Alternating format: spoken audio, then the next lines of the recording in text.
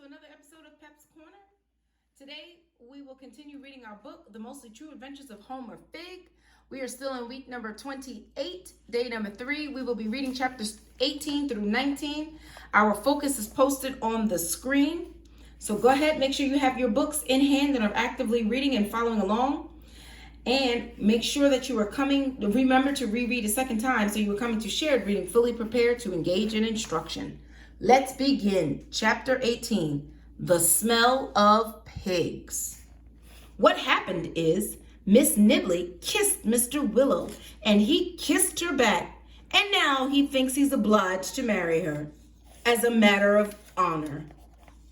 I wouldn't expect you to understand such a thing, he says loftily, his eyes shining like little brown pebbles. What would an orphan boy know of honor? Orphan boy? That's what Frank Nibley called me. And now he's got Mr. Willow saying it. Come to think of it, the clergyman hasn't used his own words since he's come under the spell of Kate, the beautiful. It's like in the storybooks where the princess kisses a frog and it turns into a prince, except Mr. Willow has turned into something even dumber than a frog.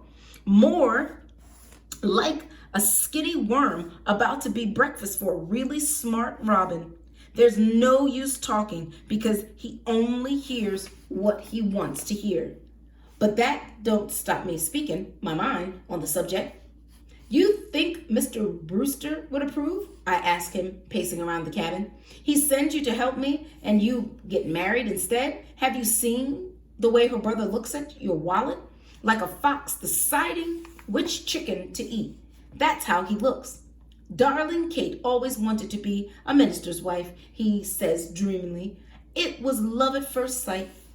It was love at first sight, all right. They saw you coming a mile away, said to each other, that looks as dumb as a sack of rocks. Let's see what he's got in his pockets.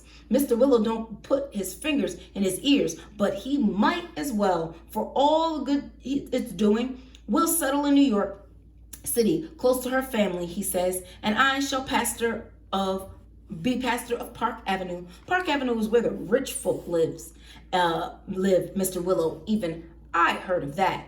Indeed. For your information, the Nibleys are very wealthy. Dear Frank handles all the finances. Dear Frank wants to handle our finances, Mr. Willow. You can't let him take the money. We need to get Harold back. He ignores me and keeps right on talking his dreamy talk about getting married. The sooner the better. I will cable Mr. Brewster from New York and inform him of the happy news, he says, looking off into the distance as if spotting a lovely rainbow. He will give me his blessing, I'm sure. Jebediah has been helpful and generous, but the Nibleys are, well, they're the Nibleys.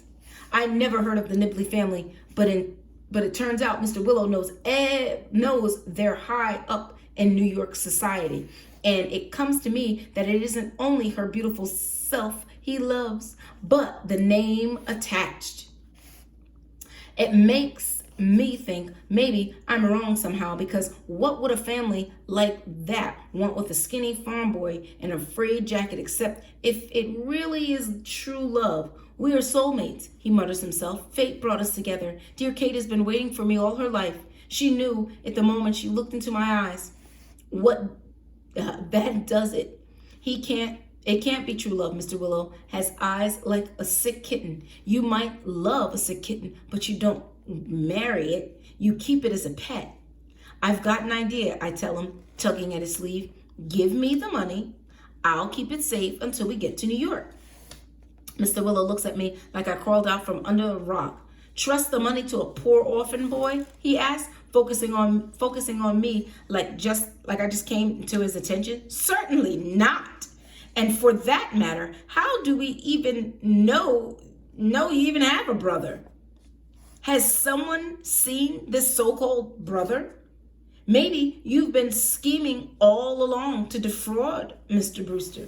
Anything is possible with an orphan boy. That shuts my mouth. Here I've been feeling sorry for the poor Mr. Willow, that he's being made fool of, and all along he's never trusted me. Or maybe it's an idea Frank Nibley put in his empty head. Doesn't matter how long it got there. What scares me is that the other folks will believe it too. Mrs. Nibley pretends to be nice about it, but makes it clear that orphan boys are not invited to society weddings. Poor boy, you have the attitude of a ruffian, she says, sniffing daintily. I'm sure it's not your fault considering your upbringing, but there it is. We can't have ruffians. Ruffians will not be allowed. Ruffians will not be tolerated. So I'm not just an orphan boy, which is bad enough. I'm a ruffian orphan boy that can't be invited to weddings or allowed to stay in a cabin when weddings are being planned. Frank calls in the steward, the one with the funny little hat and the ice chips eyes, and tells him to remove me from the premises. The boy will be happier in steerage, Frank says, among his own kind. The steward grabs hold of my collar. I'll tell the captain, I shout, threatening to expose their evil plan. I'll tell him how you tricked Mr. Willow and that you're both liars. Kate sighs and rolls her eyes.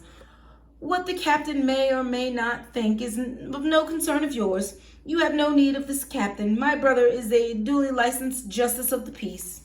He shall marry us. Isn't that right, Frank? Frank smiles and consults his pocket watch. The hour is upon us, Mr. Willow. Are you ready to tie the knot? I saw a man in Pipe Swamp once who had been kicked in the head by a horse and nearly died. He had a look about him. Like he could see all the way to heaven and didn't care about this world no more. That's how Mr. Willow looks when he takes Kate's hand. You're making a terrible,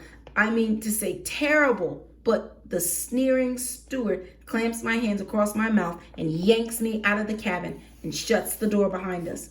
Do you want to live? The steward hissed, trotting me along the passageway. If you want to live, shut your filthy little mouth. That's when I bite him on the hand as hard as I can. The steward yelps and drops me, and then I'm running full steam for the exit. Rotten brat, he shrieks, reaching out to grab me. I'd have gotten away for sure, except for the slippery deck. I'm coming around the corner, heading for the door to the deck, when I hit a waxy spot and crash head first into an iron pipe. That's the last thing I remember, the pipe coming at me like a big gray bullet, and then nothing but darkness and the smell of pigs.